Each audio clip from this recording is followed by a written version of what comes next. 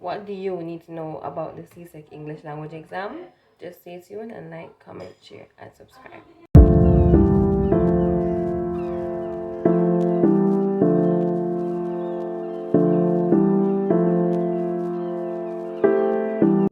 Alright, so what do you need to know? So the first thing that I'm going to mention is you need to know the setup of the exam. That's the first thing. That's the first go ahead. That's literally the first thing. You need to know the components for the exam. So you need to know that, guess what? We have a paper 1, we have our paper 2, and we also have the SBA components, right? Respectively. So you have paper 1, paper 2, and the SBA. So these 3 components are what gives you your grade for CSEC English language, right? So paper 1. So basically the paper 1 is made up of multiple choice questions, MCQs, right? And there's 60 multiple choice questions, and guess what? You're in luck because the questions will repeat.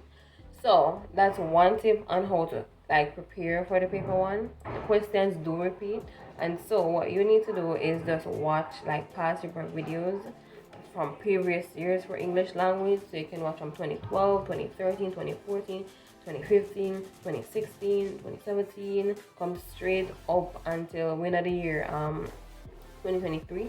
So you can watch past paper videos literally up until 2023, or literally up until as many or the closest or the most frequent year, right? Last year that you can find. So it's basically like that. So you can literally watch past paper videos, and as you watch them, you will kind of realize that, you know what, sometimes the questions do repeat, right? Sometimes the questions do repeat, and guess what? Even if the questions do not repeat, guess what? Literally, the questions do not repeat. It also gives you practice. So for the paper 1, you can kind of see how the exam set up.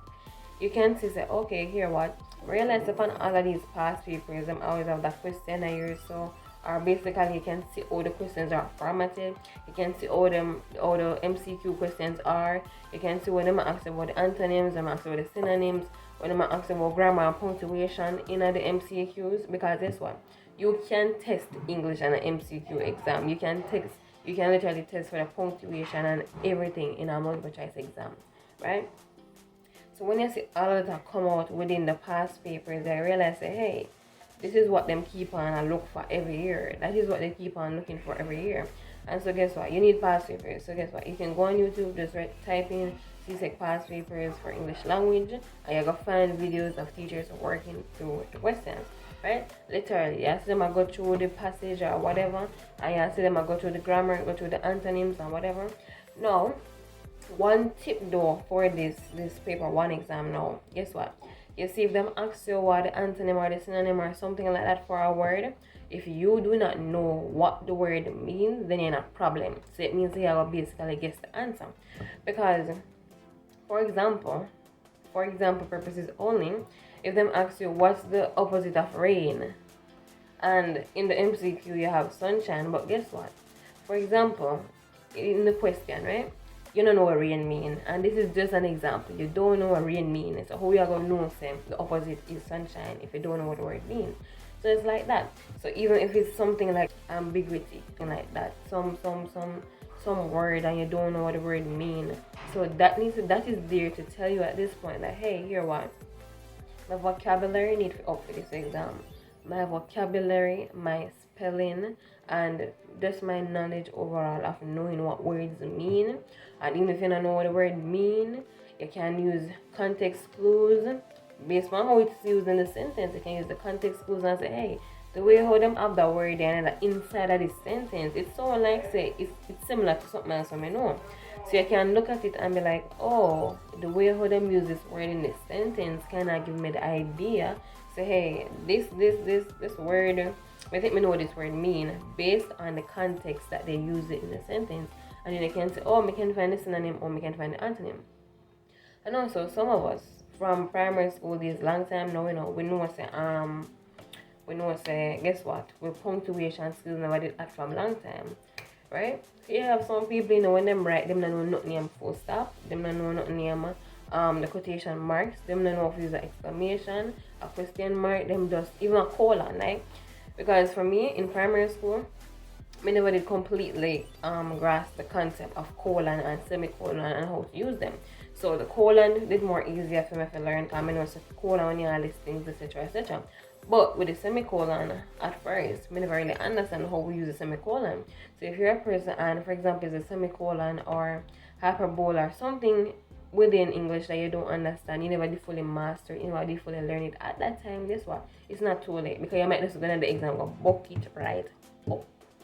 So, on the paper 1, multiple choice, literally, do your past papers, type it in on YouTube, find the teachers working the questions, see the answers, listen as to why them choose that answer, listen as to how they use the context clues, listen as to how they tell you the meaning of the words. Because sometimes, it's good to watch the teachers go through these questions, because it will let you know that, hey, this mean this and this mean that. You might go to the exam, go to the same word, maybe it's not the same question, but it's the same word being used back again, and you say, oh, but this word in one video, I know what this mean, like, I know what this mean. So you can literally do that, so you can put yourself in like the best position going into the exam, the best position as possible. So after that, now work on your grammar, your punctuation, and your spelling, and ensure your vocabulary is good and you know the meaning of words, and ensuring that you know how to use context clues and all of that. So you're going to the paper 1 exam, you're gonna mash it up. Now, if you're a person who, instead of just watching the teachers like go through the past papers for the paper 1, and you actually want to circle them, and you actually want to print them, guess what? CSECpastpapers.com. So I have it on the screen, CSECpastpapers.com. Go on their website, and they have free past papers on their website for English, maths, a whole heap of other subjects. Them have a lot of free past papers. I mean, I tell you, say that I did use some of the past papers on their channel, especially for English. So when I go on their website and I see the questions, I click on the subject, and I get to see the past papers with the various years, and then you make a comparison, and you have to keep track and say, here what, I see this in a 2019, in a 2021, I see X again. So you can see 2019, I see X, 2020, I say Y, and I see Z in a 2021, and there's a pattern, and you go pick up on it and say, oh, so this is how CSEC are run things, this is how them I do, right? So watch the past paper videos on YouTube for English language, and also you can print the CSEC past paper video, print the CSEC past papers from CSECpastpapers.com if you want to print it and circle it and then mark it yourself and grade yourself. That's completely fine, right? That is literally completely fine. So now that's that for English language paper 1. Let's move on to paper 2. So what's happening with paper 2? So for the paper 2 exam, what we are doing? Paper 2 exam, like me go break down the components of that paper 2 exam, and also bear in mind that, hey, the paper 2 exam is worth the most marks.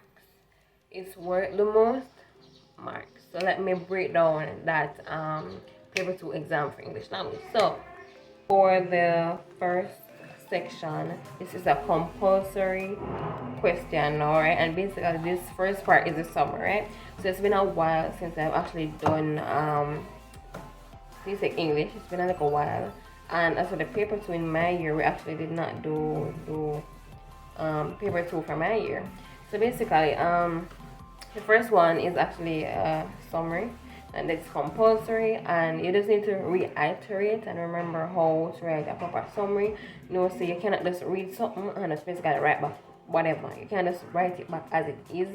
And one thing also to bear in mind is that a summary is supposed to be shorter than the original piece of writing. There's no way the original piece of writing is, for example, 500 words, just for example, and you write something and they're 800 words. Doesn't make sense. That's not a summary.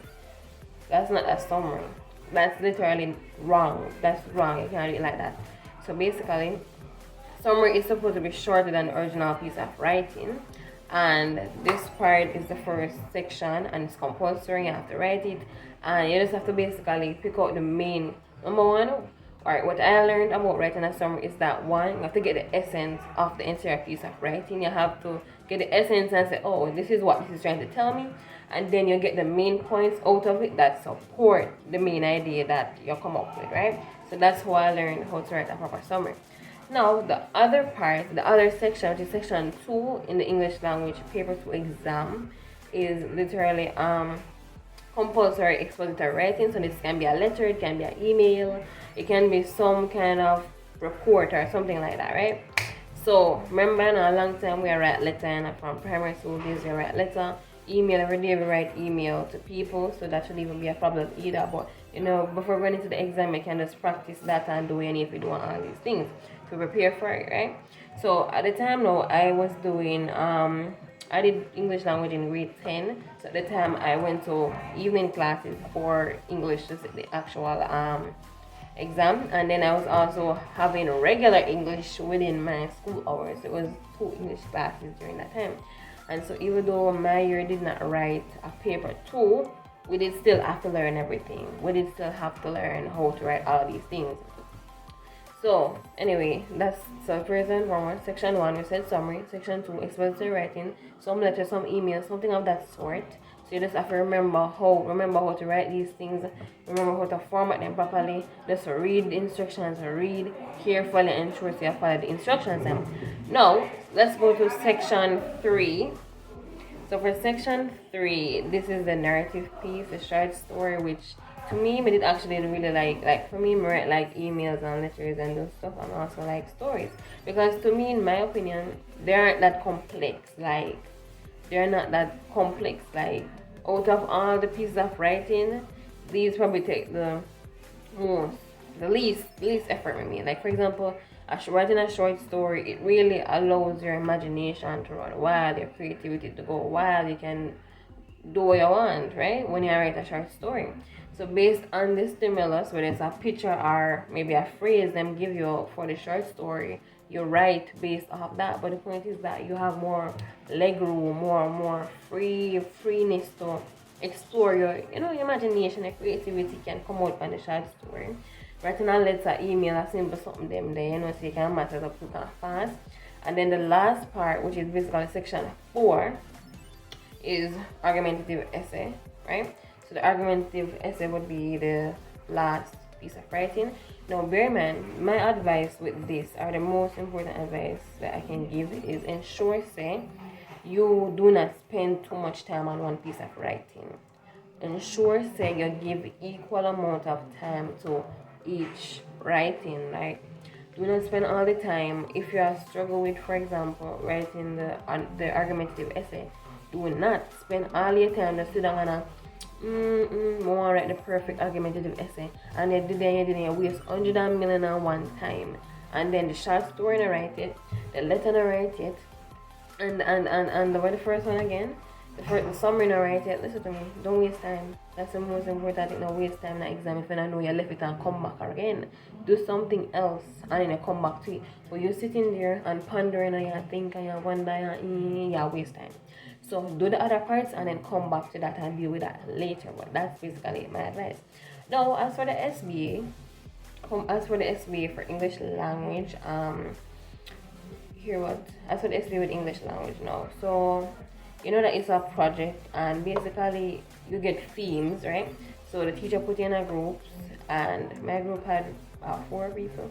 My group did have 3 people. But either way, you get a theme and whatever. For example, my theme when I was doing English language was teenage pregnancy, but people choose a whole heap of that stuff. People choose whatever. But mine was teenage pregnancy, and you know that you have to write your reflections. You have to find your 3 pieces, whether it be an article, whether it be a song, all of those stuff. So basically, you have to find the stuff them, right? So the article, piece of writing, the song, poem, those stuff basically as your 3 pieces for the English language SBA. You write your 3 reflection them and all of those stuff. So basically, that's it. So you just have to ensure you follow the instructions, ensure you get the rubric of the English language SBA, so you can see exactly what the teacher is going to mark for NID, and also ensure you do well on your orals for English language. Ensure like for me, we did write a poem on teenage pregnancy, and then when we execute my poem, at the time you did only have 3 minutes to do it and get out of the room. Like at my time when we do it, but I'm not sure if it's still 3 minutes, but either way, That's my advice, that's my tip. And also, please stay within the word limit. So if you get a word limit, stay in it, or ensure say not go too much over it. It is no way the word limit can be 200 words and you are at 500. The man not gonna read that. From the person looks at the thing and them say, well, and them, me know this is far, far, far more than the time, right? This is far more than the recommended or the required amount of words. So they must stop read. They must say around 100 this. Me stop read. We done with this. But basically, try to stay within that word limit. Try to time management. Try to concise. Try to have a plan before you write. Because if you don't have a plan before you write foolishness and you waste time. So before you start writing, plan out what you're writing. So here what? For example, the short story narrative. You can say, here what, this is my introduction, this is my climax. I'm introducing to my climax and this is how I want the story end. So at least you have a guideline of how the story will come up and the story will come down. At least you have like an idea of how it will go. But make sure so you have the climax ready, ensure you have the introduction ready, and ensure so you have all the what do you call it again, a long time, you know, the thing where the English drop, anyway, or the story will go down or the story will end. But that's my advice. And basically, this is what you need to know about the English language exam. So forget to like, comment, share, subscribe, and comment down below if you have any questions. And that's the end of today's video. Also, if you need help or assistance with your English language SBA, feel free to reach out to me at Toni-Ashlaay@gmail.com. You can also DM me on Instagram at Toni_Ashlaay if you need help with your English language SBA. And that's the end of today's video. Bye guys.